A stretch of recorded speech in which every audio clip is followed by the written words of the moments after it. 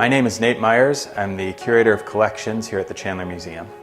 I've been the Curator of Collections here at the Chandler Museum for over 10 years. It's really exciting to me to be one of the few people who gets to not only find out that history, but then share it with the community here at the museum. There's a lot of history here in Chandler, Arizona, and that history, a lot of it centers around the San Marcos Hotel in downtown Chandler. Dr. Alexander Chandler founded the town of Chandler in 1912, and the San Marcos Hotel opened up at the center of the community 1 year later. Dr. Chandler was an excellent salesman. He really sold the San Marcos. He sold the weather around the San Marcos. He sold the views. The hotel had electricity in every room, which was a big deal in 1913. It had a telephone line in every room, and he promoted the fact that you could sit in your hotel room here in Chandler in the middle of the winter and call your friend in New York City and brag to them about what great weather you were having while they were getting snowed on and freezing.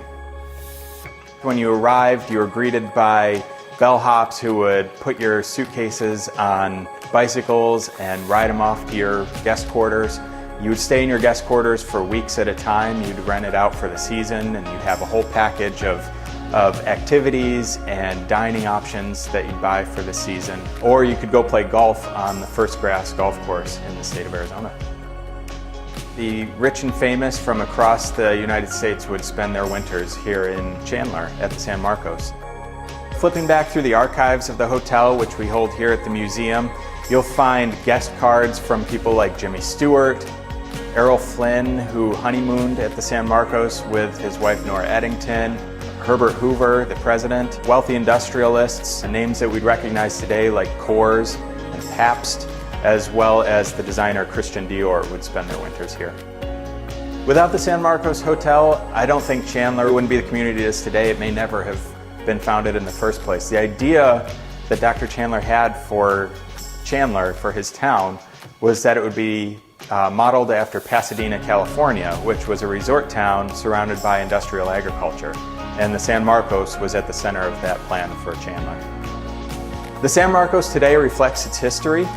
You walk into the lobby and a lot of the original features of the lobby are still there. The desk is where it was, the fireplace is where it was, the grand staircase, the pillars are all part of the original design. If you want to visit the San Marcos, it's at One San Marcos Place in downtown Chandler. You can visit them at sanmarcosresort.com. To learn more about Chandler's history in general, visit the Chandler Museum at 300 South Chandler Village Drive or at chandlermuseum.org.